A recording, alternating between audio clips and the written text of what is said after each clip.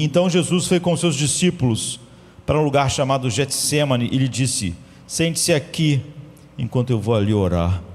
Levou consigo Pedro e os 2 filhos de Zebedeu e começou a entristecer-se e angustiar-se. Disse-lhe então: a minha alma está profundamente triste, numa tristeza mortal. Fiquem aqui e vigiem comigo.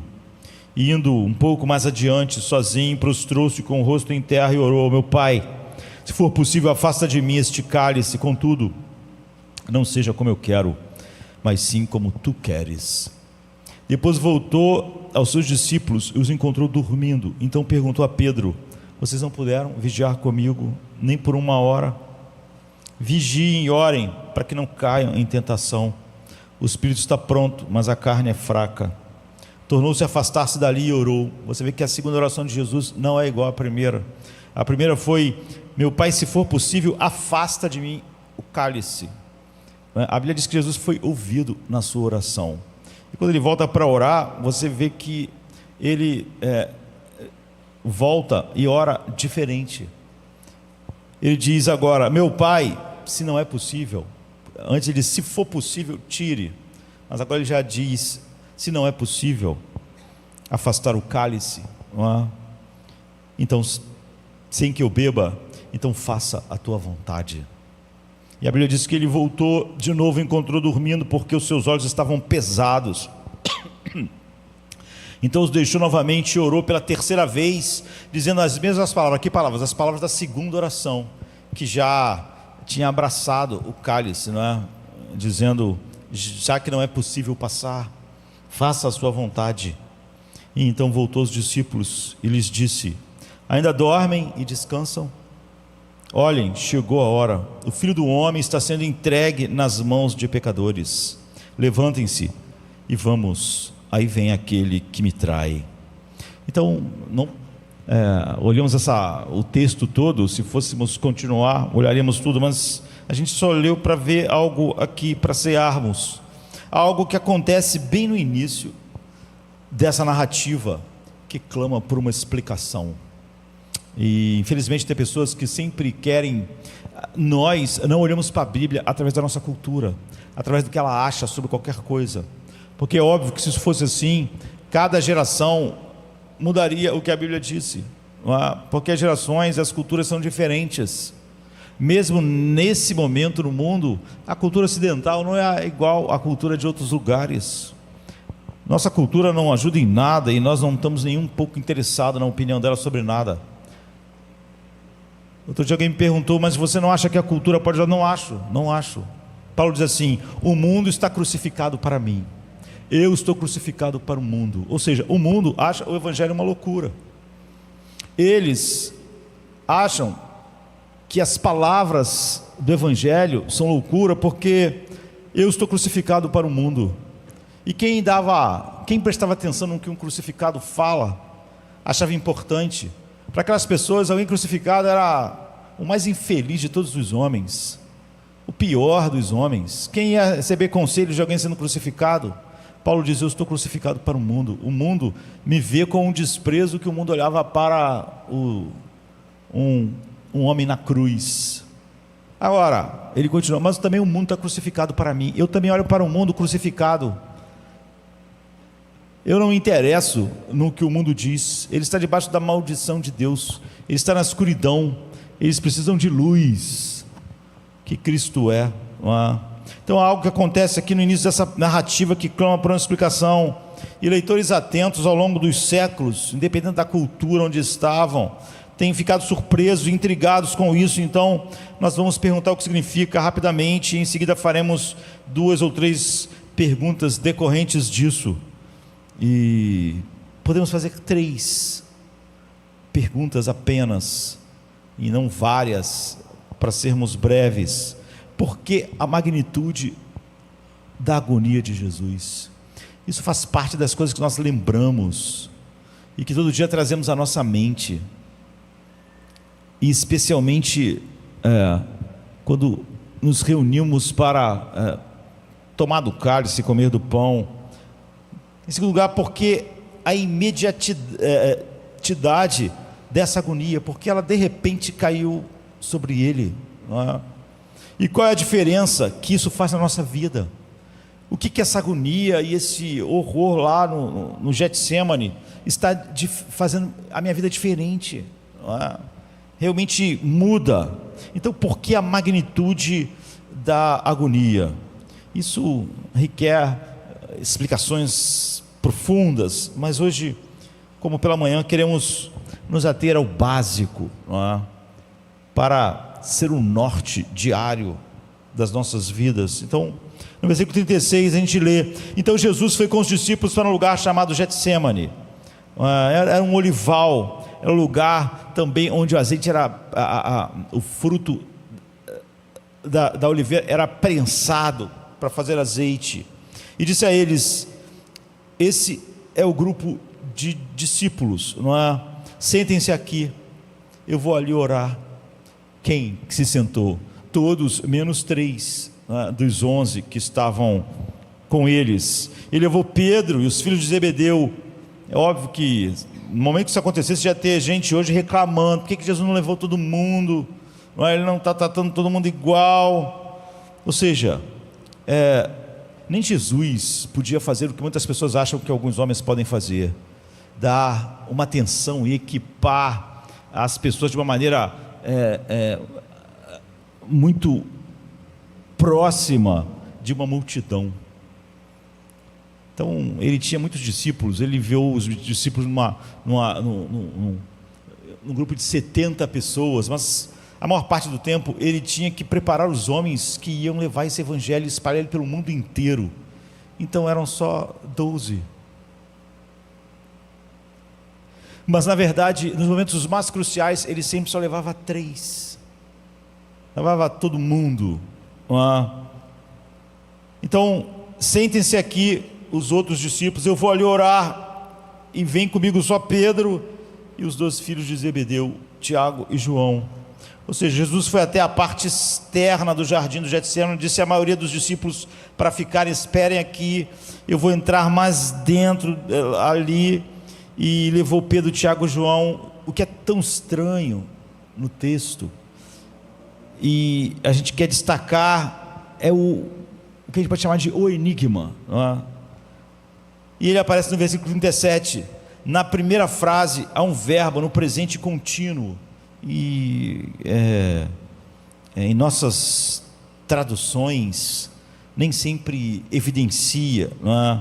Então literalmente diz que enquanto ele ainda andava, não quando chegou no lugar, enquanto ele estava indo com Pedro, Tiago e João, ele começou a acontecer algo com ele.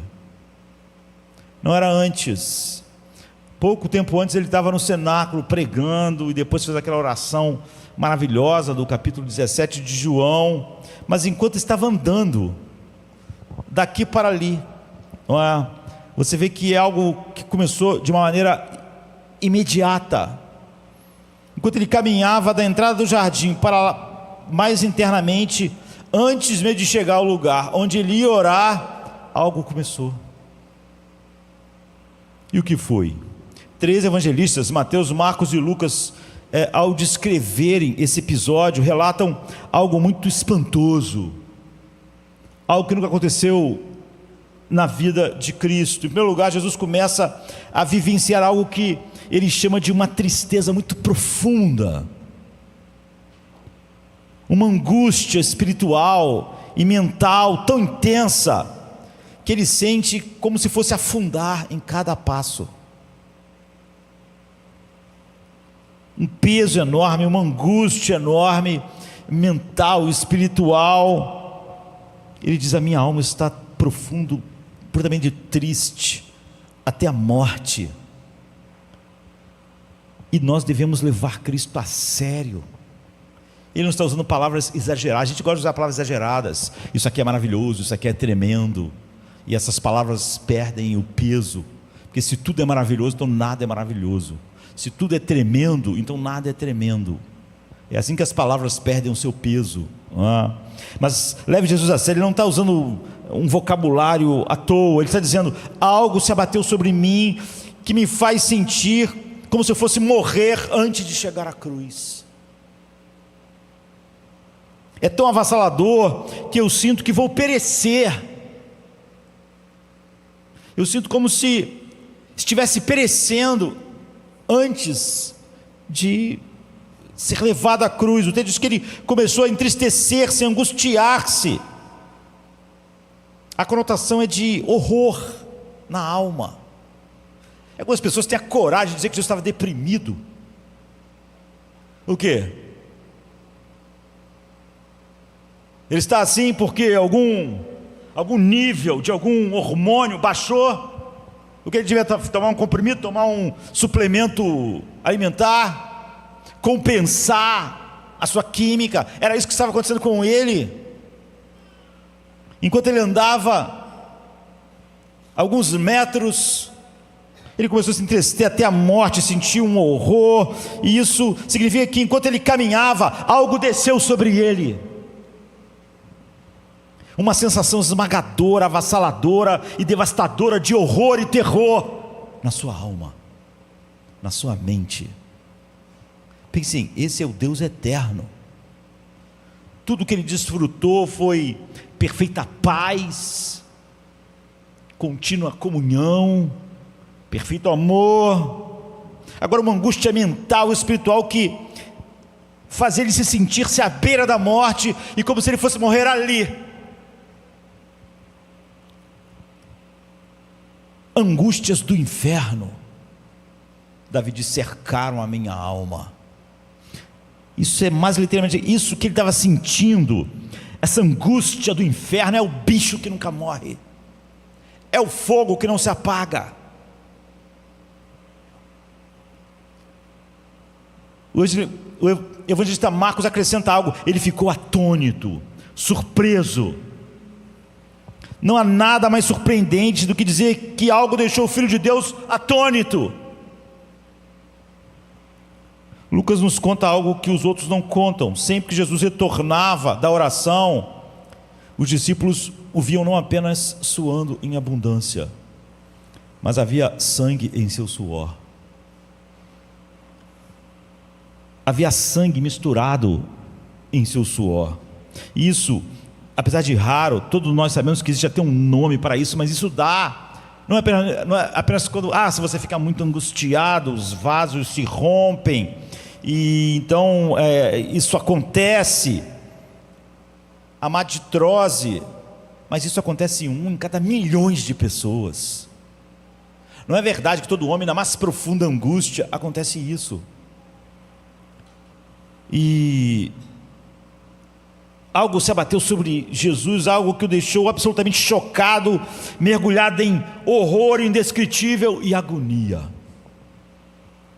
Ele ficou desnorteado, ele foi jogado ao pó, ele ficou atônito. E o motivo disso ser um enigma se torna ainda mais claro se considerarmos outras duas questões que intrigou os leitores por séculos. Não se trata de que ele recebeu uma informação naquela hora que o deixou atônito. Sabe quando você recebe uma notícia, quando você recebe uma informação que você nunca imaginou, e aquilo te pega e te deixa atônito? Mas ele não recebeu nenhuma informação nova. Não é que enquanto ele caminhava, de repente ele percebeu e recebeu: meu Deus, eu vou morrer, eu vou ser crucificado. Ele sempre soube que ia morrer crucificado. Não foi uma informação que chegou que o deixou atônito. Ele, na verdade, disse: eu anseio até que aquela hora chegue. Ele ansiava pela sua morte na cruz. Não é que finalmente chegou essa notícia e o deixou abalado e atônito. Ele não sabia que ia morrer só em termos gerais, vai morrer assim, de maneira geral. Se você lê o Evangelho, é óbvio, não vamos nem pensar nele como o Deus onisciente, mas se você lê os Evangelhos, Jesus entendia a forma, explicou ela detalhadamente aos discípulos várias vezes, que ele ia sofrer pelos pecados, que ele ia padecer na mão de homens. Ele não recebeu nenhuma informação, ele não soube de nada novo.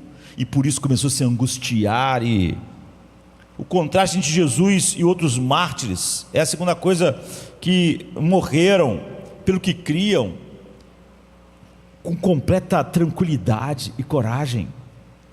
É incrível como é diferente disso. Talvez um dos exemplos mais famosos seja os dos mártires de Oxford, na Inglaterra, no século XVI. Rui Lightman, que na verdade foi quem educou o primeiro rei protestante da Inglaterra, porque a gente sabe que Henrique VIII era um rei católico, que até patrocinou o livro de Erasmo, do livre-arbítrio, para a Igreja Católica, não é? E ele depois mudou por motivos outros, mas o seu filho Eduardo VI foi o primeiro rei realmente protestante, criado no Evangelho. E esse membro, não é, de Cambridge, um bispo, durante a Reforma, educou Eduardo VI, mas a gente sabe que ele não viveu praticamente nada, né? Poucos anos como rei. E em 1555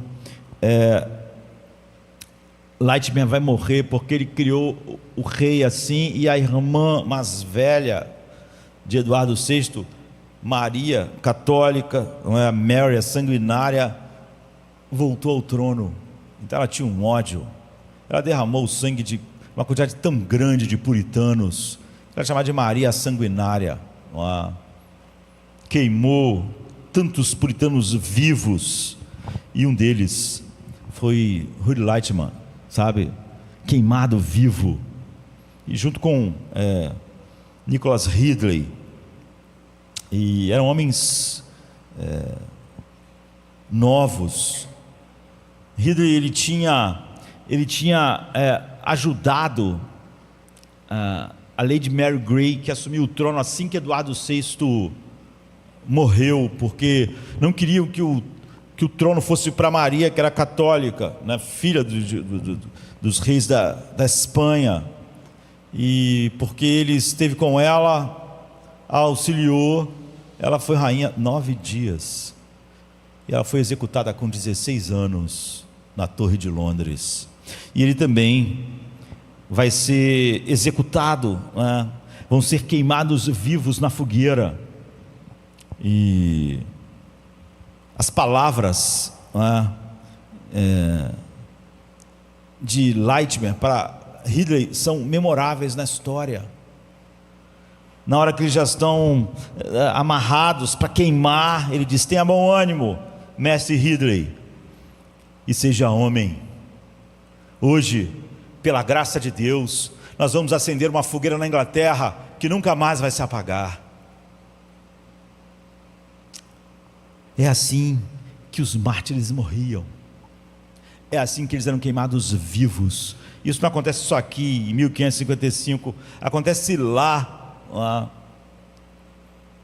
onde o sangue da igreja foi a semente da igreja.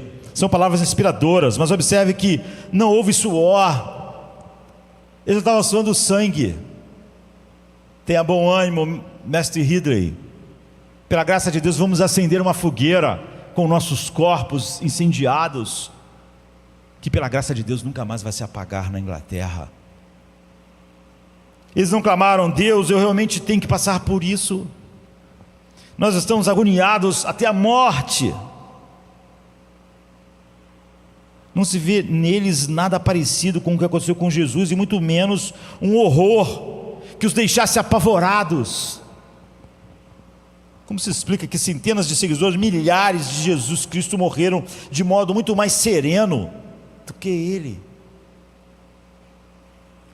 A resposta é simples, não é? Eu já disse que os mártires morriam debaixo da ira dos homens, mas Jesus morreu debaixo da ira infinita de Deus. Nenhum mártir e nenhum eleito jamais vai experimentar o que Cristo experimentou, e ninguém no inferno vai experimentar, porque ele experimentou a ira infinita, e ele tinha que esvaziar o cálice. Ninguém vai esvaziar o cálice nunca. porque é o cálice da ira infinita de Deus, e ninguém é um recipiente infinito. Por isso, milhões de anos o homem não experimentou toda a ira pela sua culpa. Por isso não tem fim, porque o cálice nunca fica vazio, mas vai ficar com Jesus. Isso é o que está gerando a agonia. Não é que ele entrou em depressão,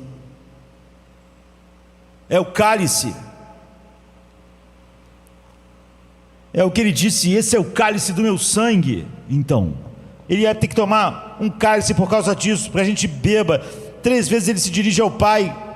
A primeira vez ele pergunta: se for possível, afastar de mim esse cálice. Não é a morte, não é o medo da tortura, a sua ira infinita. Eu perder a paz que eu tenho contigo, perder a minha alegria que eu tenho em ti, perder a luz do seu semblante, perder a sua glória sobre mim. Se for possível eu não perder essas coisas, afaste de mim o cálice. Mas como eu disse, na segunda oração ele já tinha uma resposta. É óbvio que Jesus, com isso, você vê, ele não está dizendo que está pensando em obedecer ou não obedecer. Ele está dizendo o seguinte: nunca, é o meu horror final perder a comunhão contigo. Nunca teve início a nossa comunhão, nunca teve início a nossa paz, o nosso amor. E era necessário que ele bebesse. Então a segunda oração já é: se não é possível, faça a tua vontade. Ou seja, me dê o cálice. E esse cálice não é a morte, não é a crucificação, não é a tortura, não são os chicotes, não é o deboche, não é. Jesus tinha dito, e era verdade para ele, o que é verdade para nós. Ele disse assim: não tema aquele que pode matar o corpo de vocês e depois não pode fazer mais nada, mas tema aquele que depois que mata o corpo lança vocês no inferno. É isso. Não é só o seu corpo que será morto, ele vai ser lançado no inferno mais profundo, que ninguém jamais entrou, jamais vai entrar. É isso que ele temia. Não quem matava o seu corpo, mas quem depois de matar coloca a sua alma sobre a sua ira para sempre, a ira infinita. Então a Bíblia é bastante clara, não é? O cálice representa a ira judicial de Deus contra o mal humano. Queridos, não tem a menor dúvida de que todos os homens vão enfrentar isso. Se para que alguém fosse salvo disso, Jesus teve que enfrentar, não pense que algum homem, que Deus não vai levar a cada homem a taça. Ele levou na boca do seu filho. Ele era o lenho verde, ele nunca pecou, ele estava carregando os meus pecados. O homem é o lenho seco. Nos tempos antigos, as pessoas eram executadas bebendo veneno letal, não é? Que literalmente destruía a pessoa por dentro, porque não queria só um veneno como cianeto, né? Que a pessoa na mesma hora.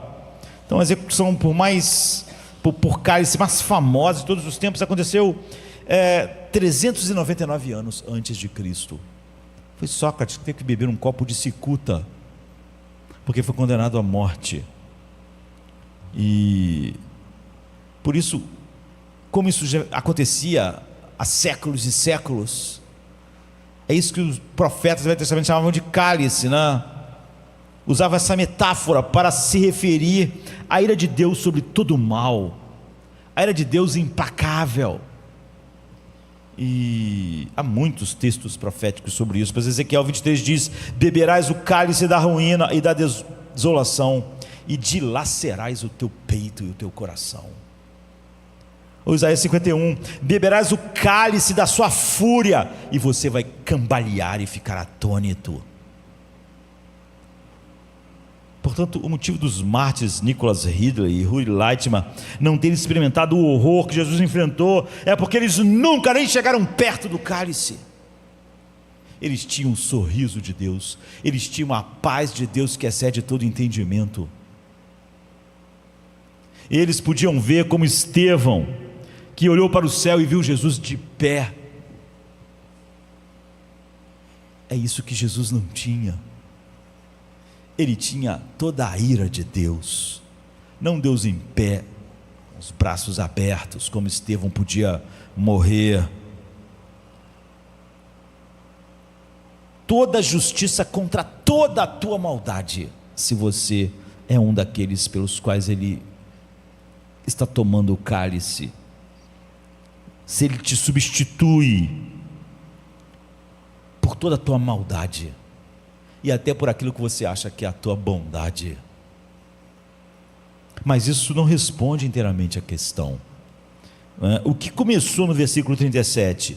Se Jesus sabia que enfrentaria o cálice, se foi lá na aliança eterna, antes de criar o mundo, que ele disse que tomaria o cálice, nem isso poderia ser novidade. Eu disse que ele não teve nenhuma informação nova.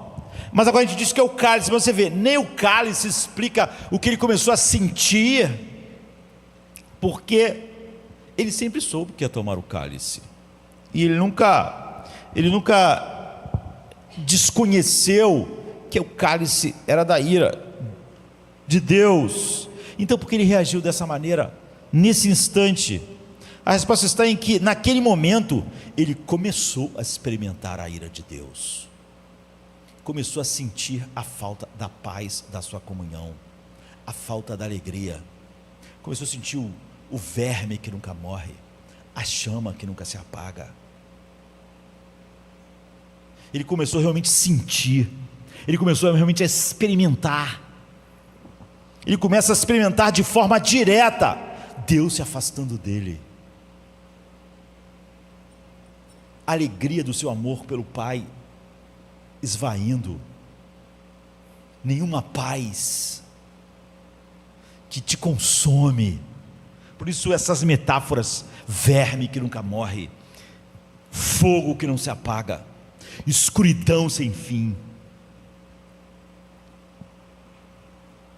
Como Deus pune o pecado. A Bíblia diz que o coração humano, o pecador que fica longe de Deus, deseja ser seu próprio mestre, está sempre, como eu estava dizendo na hora da oferta, não é? Está sempre ouvindo os sermões, mas quando o sermão toca naquilo que ele não gosta, ele diz não. Porque ele acha que, como Herodes, ele pode dizer: eu gosto de ouvir pregação, mas não gosto de ouvir pregação sobre isso aí particularmente, porque isso aí me é muito caro, me é muito especial. Então Deus pune o pecado. A Bíblia diz que o coração do pecador quer ficar longe de Deus, deseja, porque ele deseja algo mais do que tudo, ser seu próprio mestre. Então a forma como Deus pune o pecado é finalmente dando ao coração aquilo que ele mais deseja. Mergulhe em você mesmo, beba eternamente da fonte que você é, experimente eternamente o alimento que você realmente é para você mesmo. 2 Tessalonicenses 1,9 diz: eles serão punidos com a destruição eterna, separados da presença do Senhor e da majestade do seu poder. Essa é a destruição que não tem fim. Separados da presença de Deus com a luz do seu favor, não é? Já que Deus não deve nenhuma misericórdia, mas Ele dá a sua misericórdia salvífica a quem quiser, mas Ele derrama misericórdia sobre todos os homens. Quando você vê uma pessoa que não vive para Deus, se alegrando porque o seu filhinho, o seu bebê nasceu. Hoje eu estava vendo na internet pessoas animadas porque finalmente estão. Então, quando você vê um pai, uma mãe se alegrando com o bebê que nasceu, essa alegria é Deus que está dando. Sem Deus não existe nenhum tipo de alegria no mundo, nenhum tipo de deleitar-se em qualquer coisa que não seja Deus que está fazendo. Se Deus tirar totalmente a sua presença misericordiosa, eles serão punidos com a destruição eterna, separados da presença do Senhor e da majestade do seu poder. Em outras palavras, Deus exclui para sempre o pecador de toda a visão da sua glória, da sua beleza, que ainda hoje, não de modo salvífico, está sobre os homens. Isso é destruição, porque nós fomos criados para a presença de Deus. Precisamos dele como a flor precisa do sol, sem a qual nós murchamos. Imagine uma flor murchando para sempre, cada vez pior. A Bíblia diz que os homens estão se corrompendo pela concupiscência do engano. Então, essa corrupção, ou seja, cada vez ficando pior, como um cadáver vai ficando cada vez pior, ela não para nunca. Não é que o homem vai ficar eternamente como ele é na escuridão, ele cada vez vai ficar pior. O homem é cheio de ressentimentos, autopiedade, orgulho. Então, isso nunca vai parar de crescer, nunca. Amargo, com raiva. Então, isso nunca vai diminuir, vai sempre crescer. Nós precisamos do seu amor, precisamos da sua glória, nós precisamos servir a Deus, porque nós fomos criados para isso. O que estava acontecendo com Jesus, pense, Jesus vivia em comunhão constante com o Pai, sem nunca ter começado, não é? É o que nós sabemos. Como eu disse na ceia, essas coisas precisam ser trazidas para nós. De manhã, quando você acordar, essas coisas precisam ser trazidas para você. É assim que você vive à sombra da cruz, não é uma palavra poética, ao pé da cruz. Ele recebia todo o poder da comunhão com o Pai, e o Pai da comunhão com ele, a graça, o amor desse relacionamento.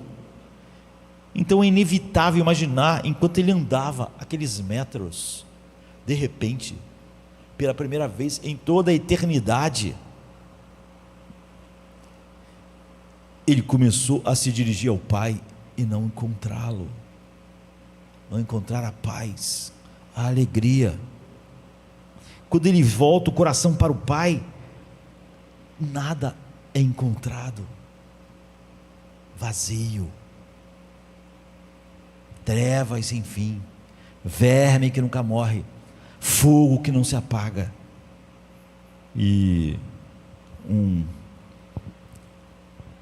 puritano antigo, falando sobre isso, ele diz: a terrível tristeza e ansiedade que motivaram a oração para que o cálice passasse, não é a expressão de medo diante de um destino sombrio, nem o simples recuo perante a perspectiva do sofrimento físico e da morte, é antes o horror de quem vive inteiramente para o Pai. Jesus veio para estar com o Pai por um momento antes da sua traição, mas ele não encontrou o Pai, ele encontrou o inferno, em vez de encontrar um céu aberto diante de Deus. Jesus voltou-se para o Pai e encontrou apenas o abismo sem fundo, apenas trevas que se abriam num vazio infinito diante dele. Ele esperava o Pai e esperava o céu, mas ele experimentou o inferno. Jonathan Edwards, num dos seus mais famosos sermões, tem em português por aí, é maravilhoso, chamado A Agonia de Cristo. Ele descreve de forma vívida no sermão: a agonia de Jesus, que Jesus experimentou no jardim, foi causada por uma visão clara, imediata e intensa da ira de Deus. O Pai, por assim dizer, colocou diante dele o cálice, infinitamente mais terrível que a fornalha de Nabucodonosor, e ele teve uma visão próxima dessa fornalha, na qual ele seria brevemente lançado. Ele parou e contemplou, diz Jonathan, as chamas ardentes e o calor fulgurante, para saber exatamente onde ele entraria e o que ele sofreria. Jesus sentiu então na pele o que Ezequiel tinha dito: beberás o cálice da ruína e da desolação, e vai dilacerar o seu peito, vai dilacerar o seu coração. Ele experimentou o que Isaías 51 diz: beberás o cálice da sua fúria e cambalearás. Ele mesmo pisa o que está nesse cálice. A Bíblia diz que o Cordeiro pisa o cálice da ira, do furor do Deus Todo-Poderoso. Tem coisas poderosas, queridos, mas quanto mais poderoso algo no mundo, se isso está enfurecido, pior é, não é? Mas o cálice da ira do furor do Deus Todo-Poderoso é um cálice com poder infinito em sua ira. Ele mesmo pisa esse lagar. Então, ao voltar-se para o Pai, tudo que ele encontrou foi o início dessa ira, foi as portas do inferno, do abandono. Quando ele provou, ele cambaleou. É o que a Bíblia está mostrando, como Isaías tinha dito, como Ezequiel disse, ele cambaleou, ele ficou atônito, ele caiu, ele foi ao chão. Esse, portanto, é a resposta para a primeira pergunta: por que a magnitude da agonia de Jesus? Não é que alguns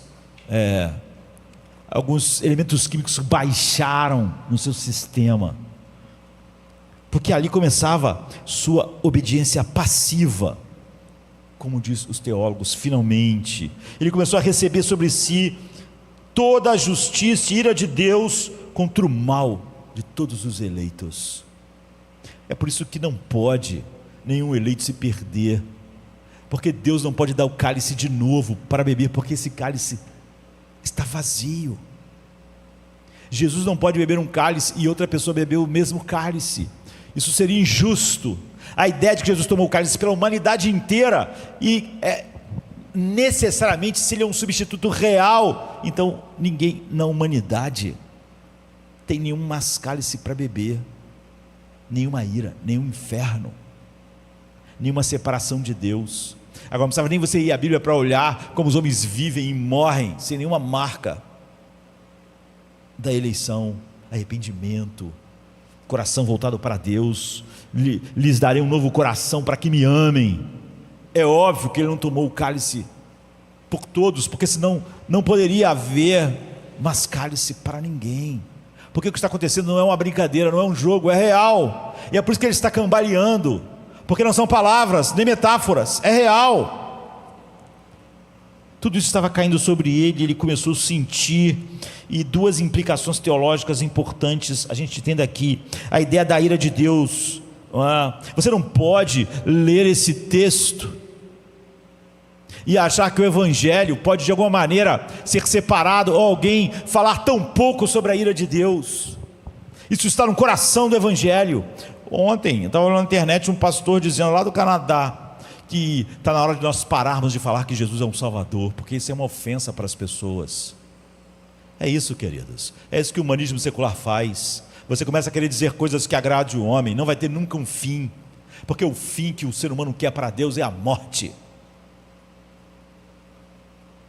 Se você despir Jesus de alguma coisa na sua glória, se você disser que um homem, nós ajudamos na salvação em 1%, logo isso será 2%. Isso nunca para, isso é o mal. O mal é como um fermento. Coloque um pouquinho lá e ele vai levantar toda a massa. Coloque um pouquinho de humanismo secular no evangelho que alguém prega, e logo todo aquele evangelho vai estar sendo, não vai ter um limite.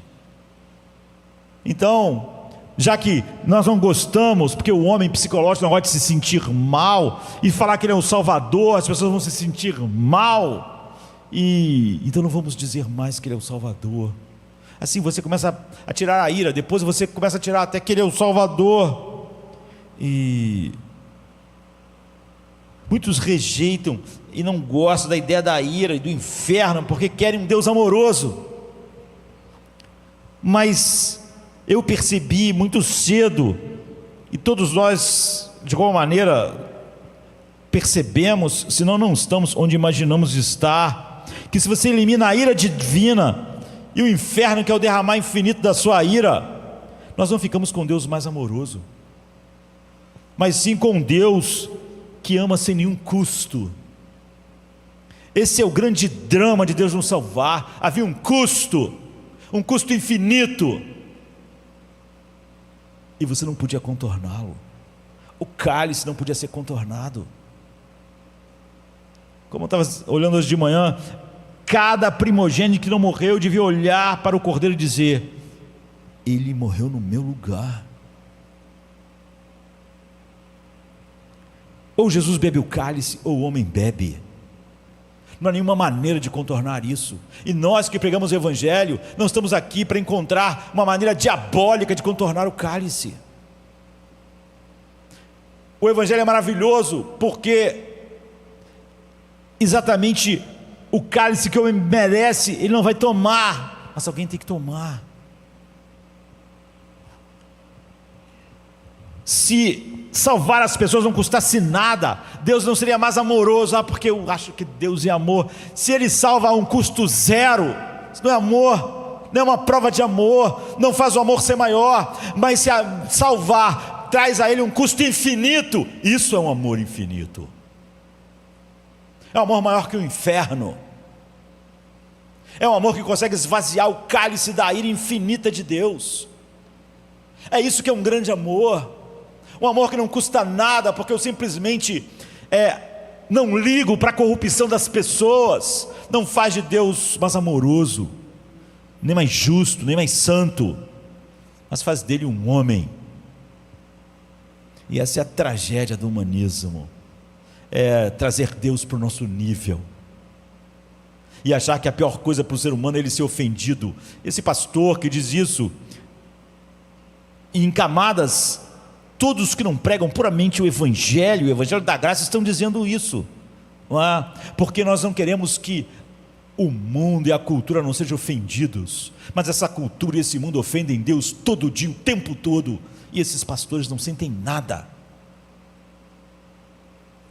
Mas coitado do homem, o homem maravilhoso não pode ser ofendido, ele pode passar o dia inteiro ofendendo Deus, mas ele não pode ser ofendido, fará mal ao seu estado psicológico.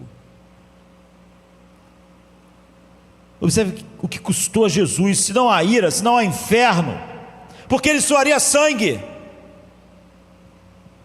porque ele pediria 3 vezes para passar o cálice dele, uma vez e depois diria: se é a tua vontade, só por isso eu vou beber. Não há nada em mim que tenha nenhum tipo de prazer em ir nessa direção. Eu vou obedecer, estabelecendo um padrão, só porque essa é a sua vontade. Isso é mais importante do que qualquer coisa. Sem a ira de Deus, o que Jesus passou num Getsemane é totalmente incompreensível. Todo o Evangelho é. Isso também diminui enormemente o efeito do seu amor. Se tu elimina a ira infinita, nós ficamos com o amor barato. Jesus me salvou porque não lhe custou nada. Mas a Bíblia fala de um Deus que pagou Ele mesmo um preço altíssimo para que fosse gracioso. Se o inferno e a ira não fossem reais, se não fosse realmente o que essas metáforas mostram, um verme que te consome para sempre, sua alma, sua mente, um fogo que consome para sempre, ou uma escuridão sem fim. Você vê que a gente usa essas expressões quando angústias profundas vêm. O que Jó diz? Só Deus pode inspirar canções no nosso coração no meio da noite. Só Deus. Mas como Deus estava contra ele em ira, não havia música no coração de Jesus no meio da noite, nem paz, nem alegria, nada. Não há nada terrível que o próprio Deus não tenha experimentado. Se o inferno e a ira não fossem reais, Jesus não teria tomado sobre si peso algum. Então você pense que ninguém sofreu como Deus sofreu. Não é incrível isso? O ser que mais sofreu no mundo, na história, foi Deus. E o ser que sofreu mais o inferno do que qualquer ser vai sofrer, foi Deus também. Nunca fale como se a justiça de Deus contra o homem fosse muito dura. Isso é próprio de corações impenitentes. Caim falou o quê? Minha condenação é mais dura do que eu posso suportar. Isso é que o pecador sempre acha, que a punição é muito maior do que o pecado dele. Infelizmente, muitos na igreja também acham tudo duro demais, o pecado não é tão grave assim, ele só ofende o Deus infinito. Quem ele pensa que é? Como se a justiça fosse muito dura para com o homem, a quem Deus não deve misericórdia. Se a simples antecipação desse sofrimento lançou Jesus nessa agonia sem fim, imagine quando ele tomou o cálice na cruz. Se só provar fez ele suar sangue, imagine como ele morreu. Imagine o que foi beber até a última gota, até ele dizer: acabou, tomei todo o inferno que ninguém vai tomar, está consumado. Ninguém vai sofrer como ser humano como eu sofri, ninguém vai sofrer no inferno como eu experimentei a ira de meu pai, ninguém. Bilhões de anos no inferno e o homem não terá sofrido, nem bebido a ira que eu tomei. Jesus é o ser que mais sofreu como homem, e o ser que mais sofreu tomando todo o inferno. Isso que ele está sentindo, essa agonia, esse torpor, esse suor em sangue, é apenas provando o cálice que ele tomou na cruz. Não diminua a cruz. Nós vivemos ao pé da cruz quando vemos ela pelo que ela é, pelo que nosso Salvador. É isso que às vezes, por que não acontece? Quando Paulo diz: o amor de Cristo me constrange, porque todo dia ele está trazendo as realidades, como na Santa Ceia, para ele. Ele não tem desculpas vindo do humanismo secular, para você ver o que o Filho de Deus experimentou. Em segundo lugar, porque essa coisa imediata da agonia, porque Deus começou a deixá-lo experimentar no jardim, antes de chegar à cruz. Por que Deus fez isso? Já não seria terrível experimentar aquilo na sexta-feira? Porque naquela noite de quinta-feira, ele tinha que experimentar isso aqui. E tanto Jonathan Edwards, um puritano, quanto outro puritano na Europa, né, fala algo para nós, ele diz, esse antigo puritano: uma coisa é dizer eu vou fazer algo. Jesus disse na eternidade, sem sombra nenhuma de que não faria o que fez: eu vou tomar o cálice. Outra coisa é tomar.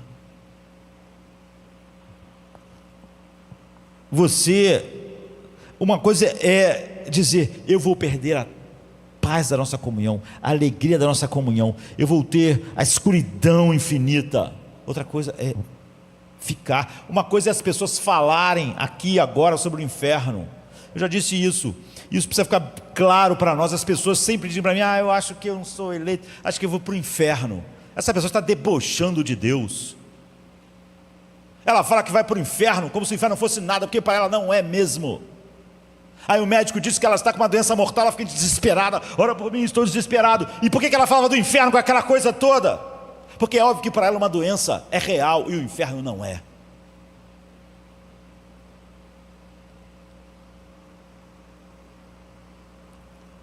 Então, Jesus na eternidade fez aliança, mas agora ele realmente está experimentando o cálice.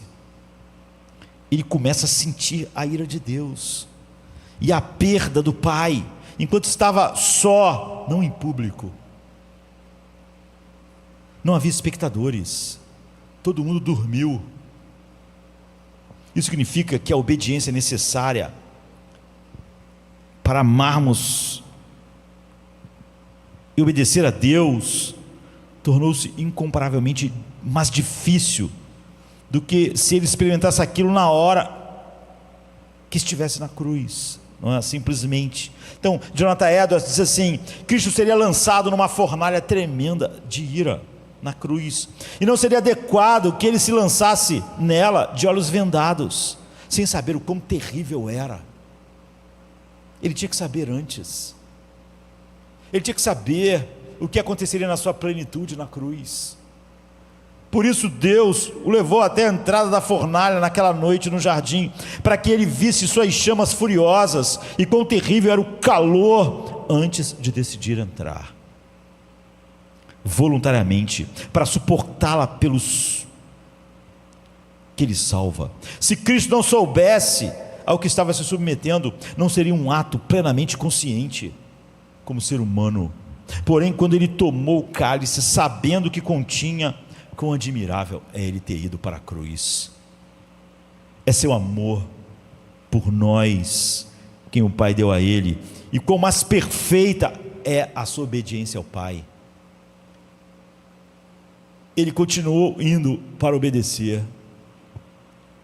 Então, olha o que Jesus teve de fazer. Ele cumpriu 2 mandamentos no jardim. Ele amou a Deus de todo o coração, alma e força. Ele está dizendo: Pai, o meu amor por ti é maior do que o inferno, é maior do que a sua ira infinita. O meu amor é tão imenso, é tão infinito. Eu amo a ti sobre tudo, mesmo o inferno, mesmo sobre a tua ira infinita. Ele amou Deus de todo o coração, alma, força, entendimento. E ele amou o próximo como a si mesmo. Vejamos o segundo e o primeiro. Quem são as pessoas pelas quais ele vai morrer? Por quem ele vai beber aquele cálice? Para enfrentar o sofrimento inimaginável para qualquer mente finita. Ele vai tomar esse cálice por Pedro, Tiago e João. Eles estão ali. Ele levou 3 bem perto dele. Eles estão representando todos os eleitos. 3 vezes Jesus voltou e disse, em outras palavras, parafraseando: eu nunca pedi a vocês nada, mas agora, no meu maior momento de horror, peço algo simples: velem comigo, fiquem acordados, só isso, orem. E eles dormem todas as vezes. Deus poderia ter feito com que os discípulos ficassem acordados, demonstrando gratidão, dizendo: Senhor, não podemos acreditar no que o Senhor vai fazer por nós, não podemos. Como é maravilhoso, deixe-nos abraçá-lo, deixe-nos beijá-lo, deixe-nos agradecer, deixe-me inundar seus pés com nossas lágrimas, deixe nós enxugarmos seus pés com nossos cabelos, deixe. Mas não, eles o abandonam.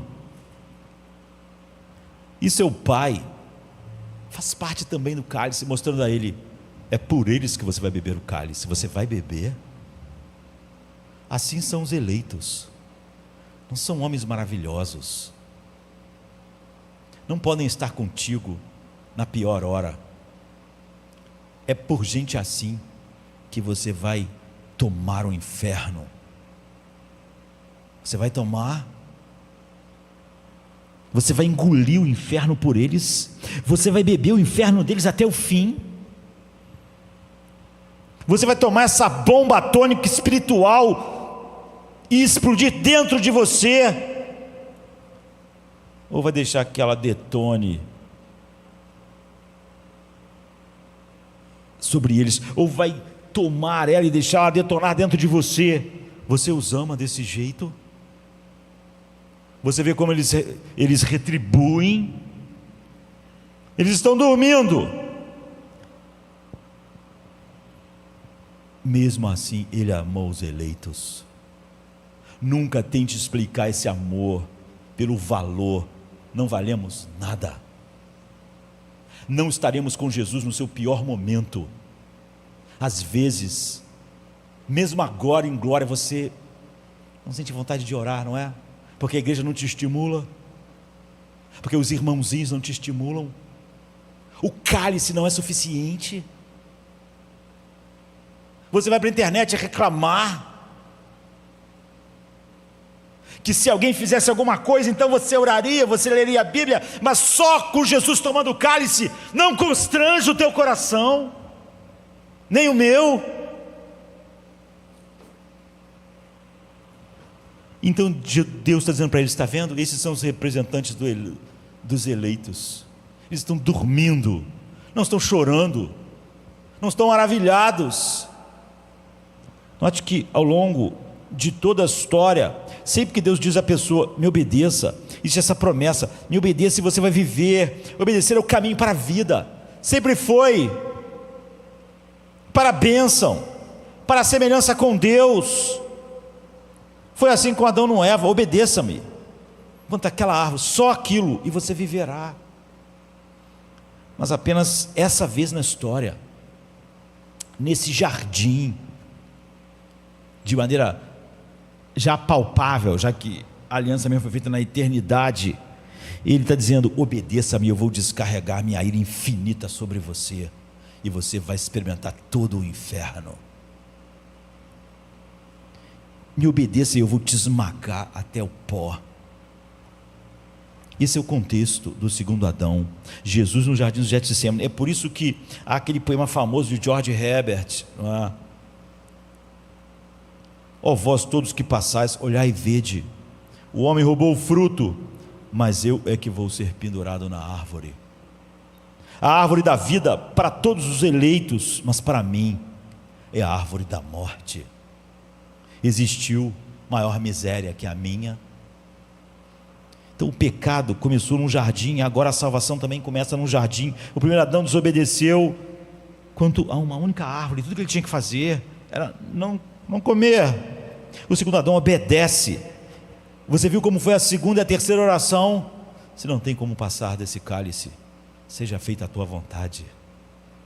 Eu vou te obedecer e ficar, então, ser esmagado infinitamente pela sua ira. Mas você já viu que é por aquelas homens lá que estão dormindo que você está fazendo isso? Então, ali ele mostra como ele amou o Pai acima de todas as coisas, e aqueles que o Pai deu a ele, o próximo como a si mesmo. No Éden Deus disse: obedeça sobre a árvore e você viverá. Mas Jesus: obedeça e eu vou te destruir nesta árvore. Daí a dor sem precedentes, o que explica porque nunca houve, jamais haverá ato de obediência perfeito, como diz. Não tente pegar seus atos de obediência e somar o de Cristo.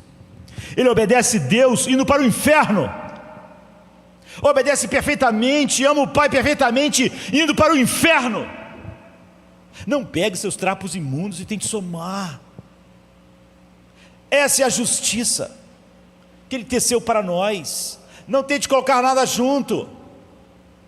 Se isso não é suficiente para dar paz a um homem, nada mais será. Não misture nesse tecido o humanismo secular.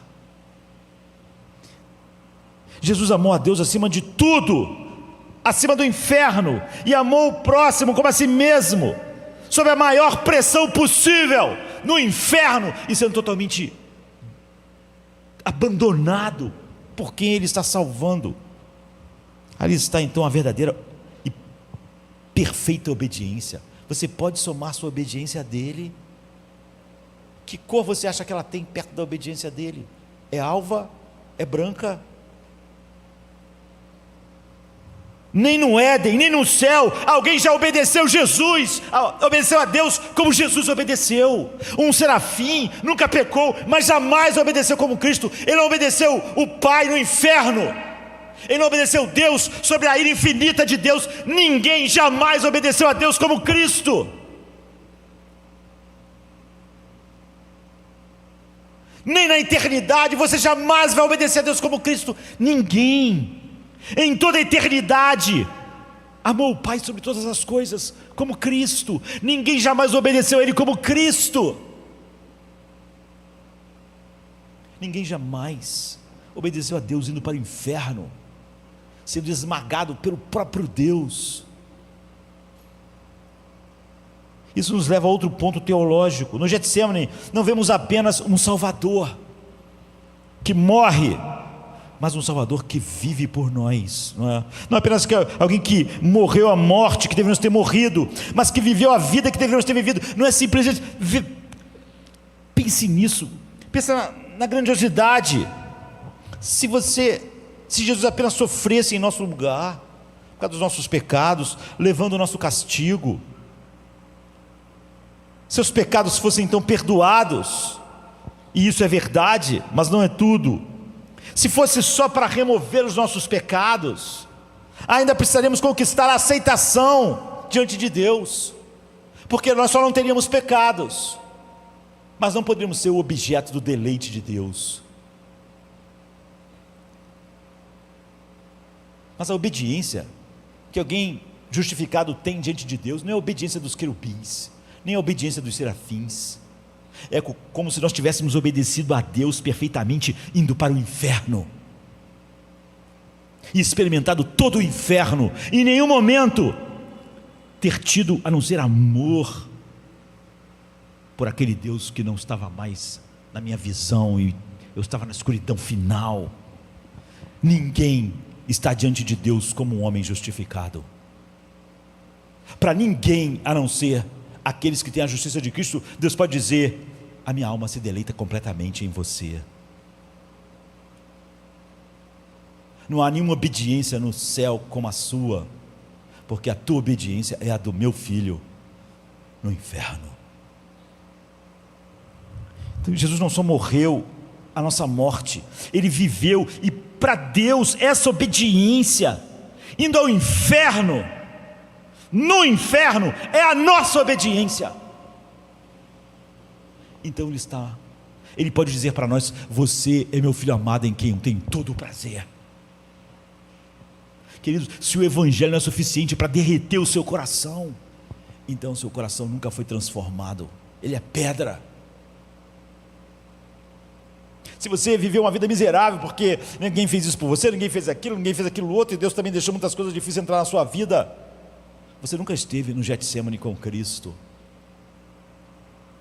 Então não apenas a obediência passiva de sofrer na cruz por nós, ou seja, sofrer aquilo que os outros estão fazendo a Ele, mas é ativa de cumprir fielmente, amar Deus sobre todas as coisas no inferno.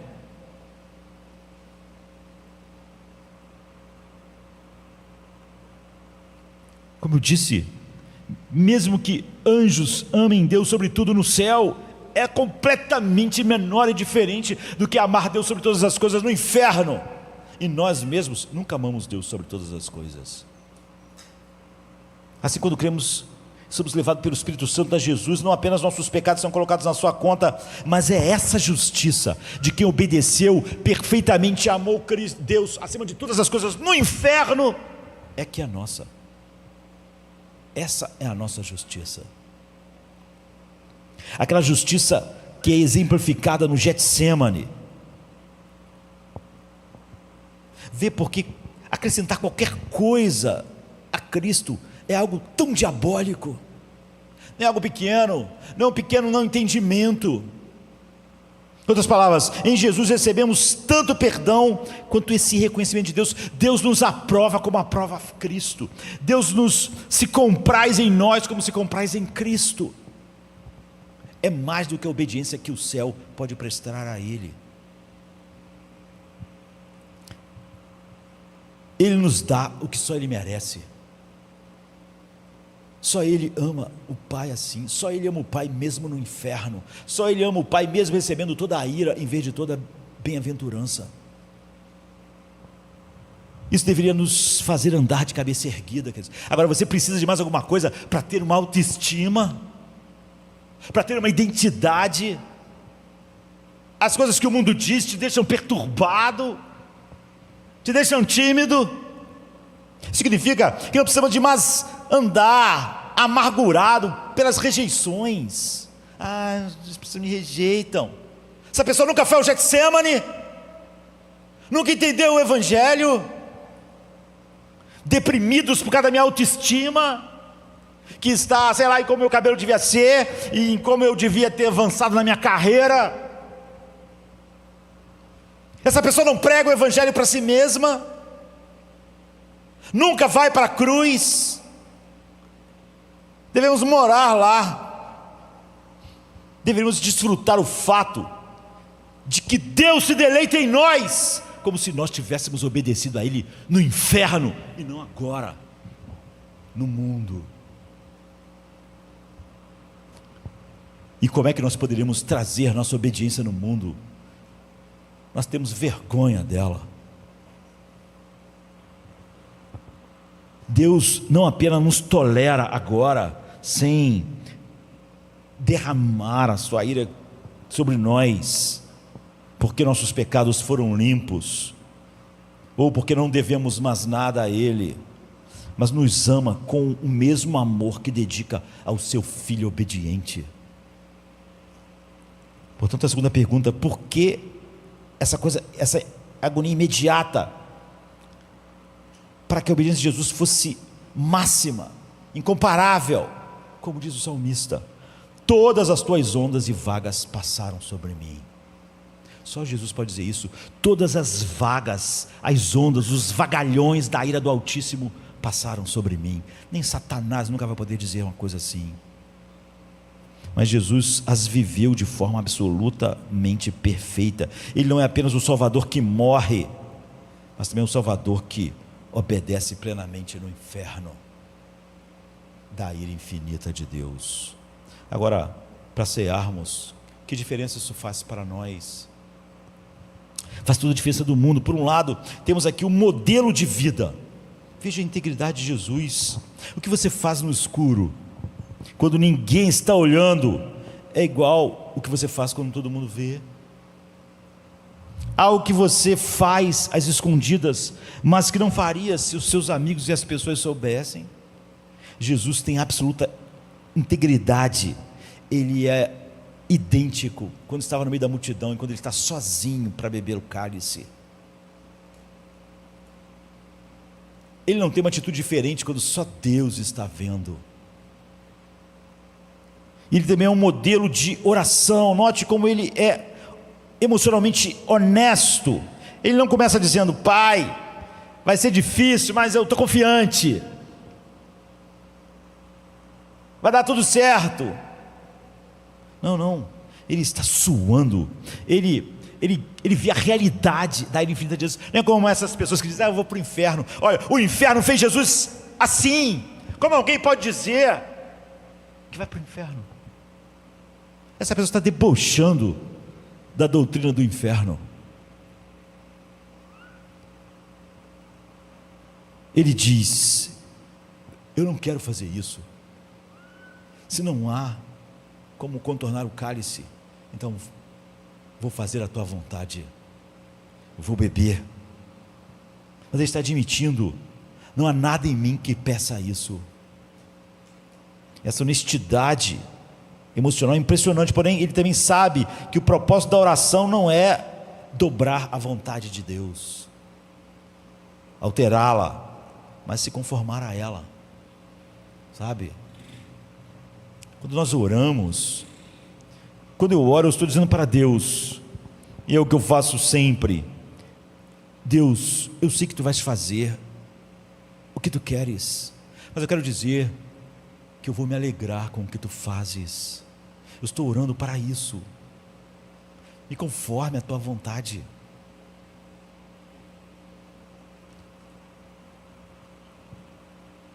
Ele está amando as pessoas que o decepcionam, não está morrendo por pessoas valiosas.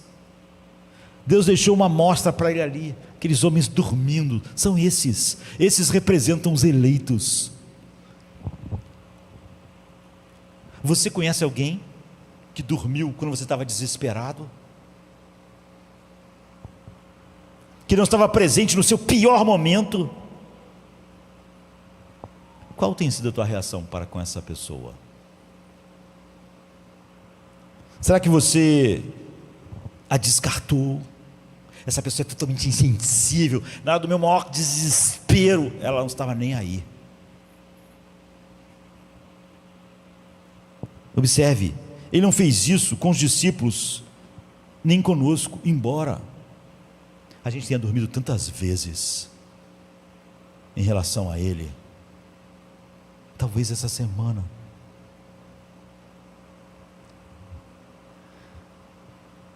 Primeira vez que encontrou eles o abandonaram para ser assassinado. E a primeira vez que ele encontrou eles de novo, ele disse: Pai seja convosco.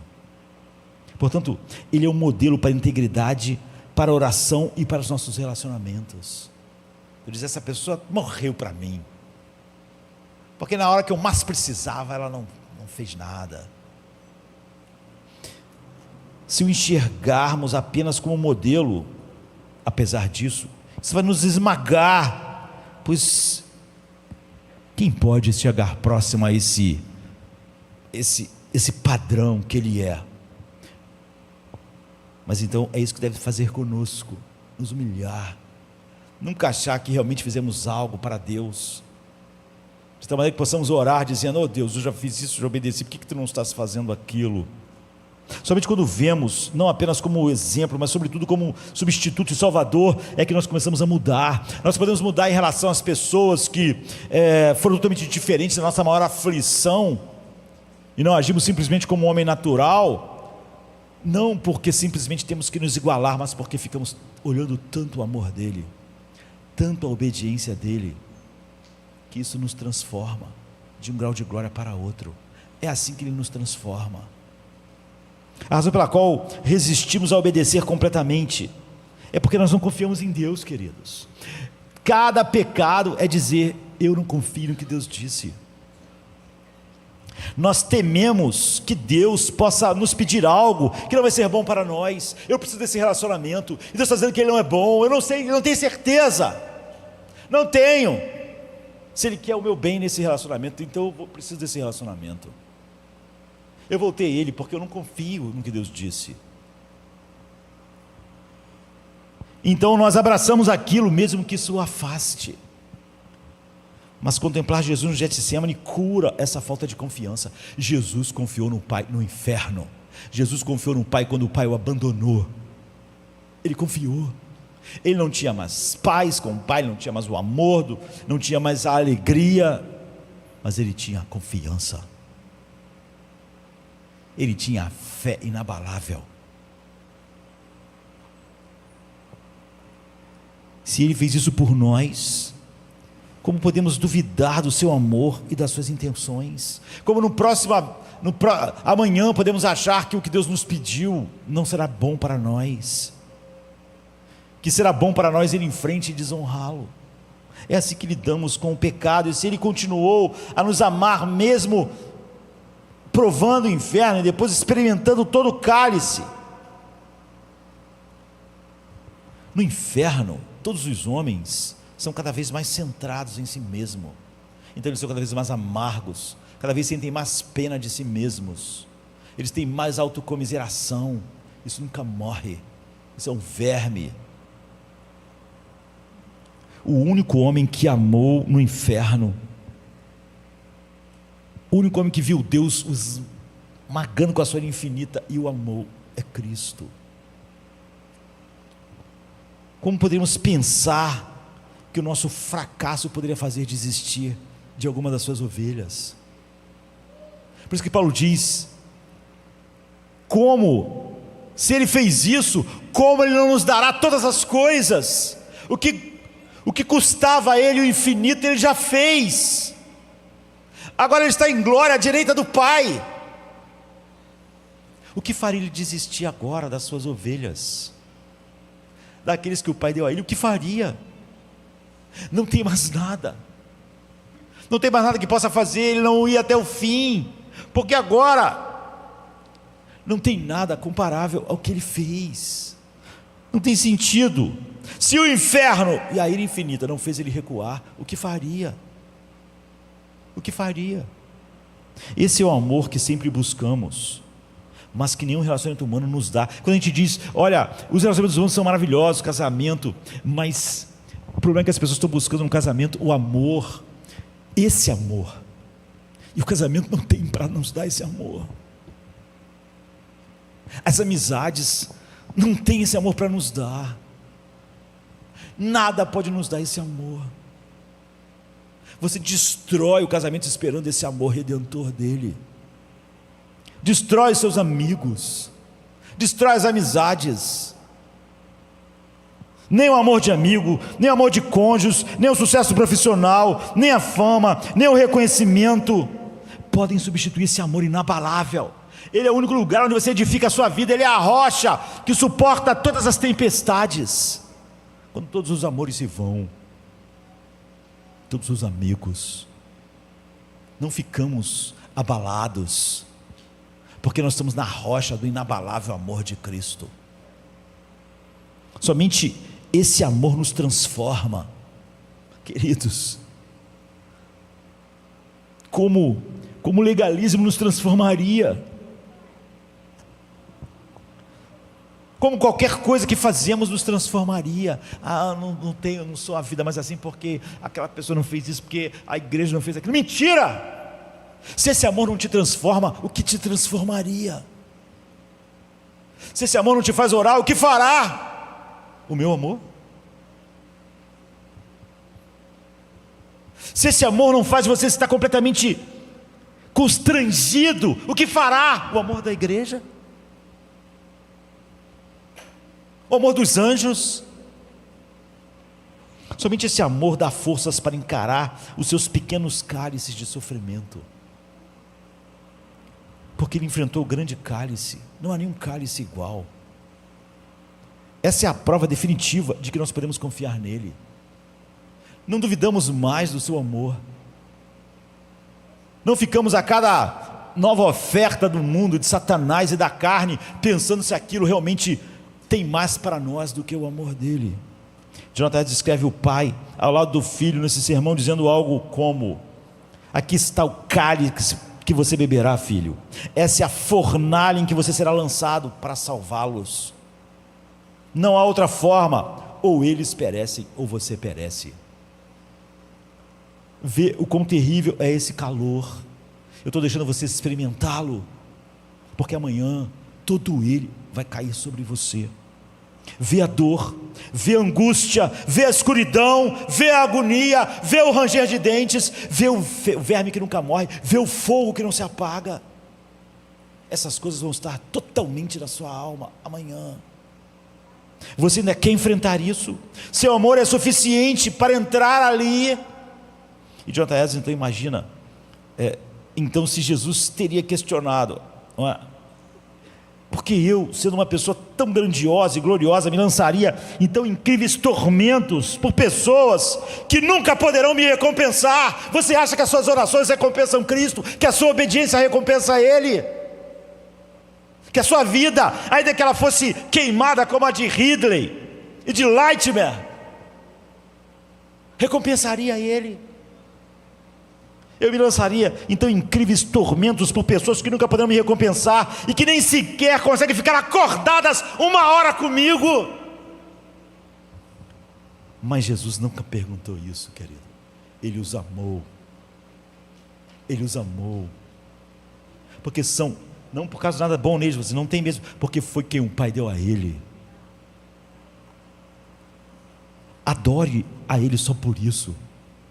Viva uma vida de oração só por causa disso. Pregue o Evangelho só por causa disso. Tenha no seu coração um desejo, ore continuamente a Deus para honrá-lo quando você estiver doente ou morrendo, para que Ele seja glorificado na sua vida e na sua morte, só por causa disso. Não levante desculpa das pessoas, da igreja, do mundo, das circunstâncias. Elas são a maior falsidade que nenhum ímpio pode cometer. Adore-o por isso, e quando você se levantar, e quando você tomar o cálice, beber o cálice, comer o pão e adorá-lo, você vai estar mais parecido com Ele. E todo dia, de um grau de glória para outro, até um dia você ser a exata imagem dele. Faça isso todo dia. Não saia desse lugar. É ali que nós somos santificados, no Calvário e não no Monte Sinai. Quando o vento dança na tarde, sei que é teu sopro a me tocar. No silêncio ouço teu nome, vem me ensinar a te amar. Tu és rastro de luz na estrada, sol que aquece o frio em mim. Toda sombra se desfaz no tempo, quando Jesus toca em mim. Graça de Jesus sopra em mim, Enche meu peito de vida sem fim. Tua voz acalma, teu amor refaz. És meu abrigo, meu porto, minha paz.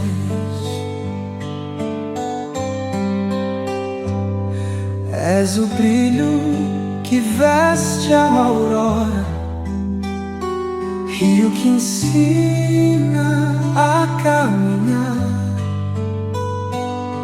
Teu olhar refaz meu mundo, tua graça me faz sonhar. Se eu tropeço, tua mão me ergue. Teu amor vem me guiar pelas ondas ou pelos montes. Sei que em ti vou descansar. Quando o pranto molhar a terra, tu recolhes em teu chão. És canção dentro da alma, és batida do coração. Toda lágrima é vertente, corre ao rio do teu ser. Tua voz silencia a terra. Jesus Cristo faz viver. Graça de Jesus sopra em mim. Enche meu peito de vida sem fim. Tua voz acalma, teu amor refaz. És meu abrigo, meu porto, minha paz. Graça, graça sopra em mim. Em teus braços